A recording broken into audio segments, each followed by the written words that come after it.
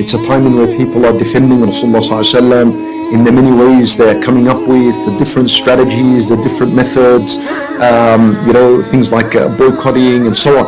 But the idea is this, and there are some things that you will see going around, but the best way to defend the Nabi sallallahu alayhi wasallam is to love him and to adhere to his sunnah and to adhere to his guidance. But that's not how you defend the Nabi sallallahu alayhi wasallam. Why do I say so? Because these are essential matters for your iman. And these are something that you have to have if you believe in Rasulullah sallallahu alayhi wasallam, that you're supposed to love him, whether he's been insulted or not. That's something you already must have, and you already should be nurturing during your life, loving him and be adhering to his sunnah. When we speak about defending the Nabi sallallahu alayhi wasallam, promoting the Nabi sallallahu alayhi wasallam, teaching the world who Rasulullah sallallahu alayhi wasallam is, the best way to do that is first and foremost to stand against this insult and mockery, to stand against it, to raise our voice against it, to make a big point against it, to be angry for the sake of Allah Azza wa Jal, because his messenger is being insulted and mocked. We need to be angry for his sake, sallallahu alayhi wasallam, and our anger is for Allah Azza wa Jal's sake. And also we need to promote who he is. We need to teach the world who he is. Because I tell you, look, everyone that insults the messenger of Allah or mocks him, really these people were ignorant about him. They were ignorant. They had no clue and no idea who he is. And they treated him just like any other random person. And so, how do you deal with that? How can we solve that problem? Opposite to ignorance, which is knowledge. So we're supposed to teach the entire world who Rasulullah sallallahu alayhi wasallam was.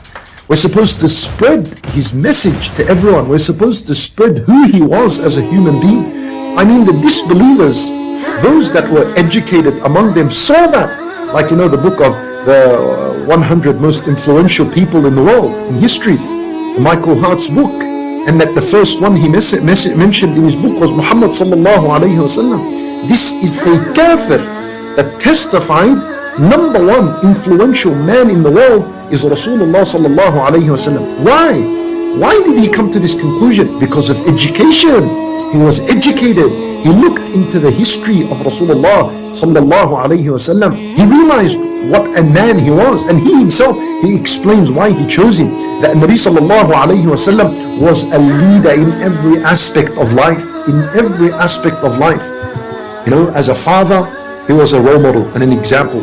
As a husband, he was a role model as an example.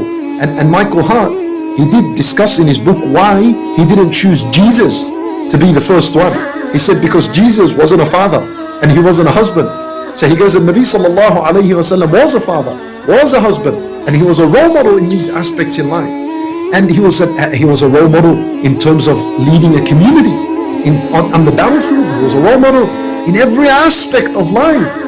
He was a role model, sallallahu alayhi wasallam. So he said, I had no choice not to choose him. But I'm telling you that how did a kafir like Michael Hart reach this conclusion?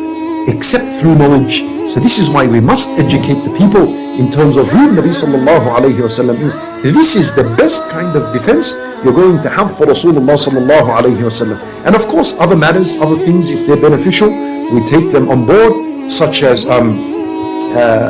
economical boycott, boycotting certain products, if that's going to teach them a lesson, if that's going to teach them that Nabi sallallahu alayhi wasallam is a red line not to cross, if that's going to teach them that mocking a Nabi sallallahu alayhi wasallam is never justified under the notion of freedom of speech, or free speech, then we do that. And bi'idhnillah, alhamdulillah, it's proven to be beneficial. So we continue in that bi'idhnillah ta'ala.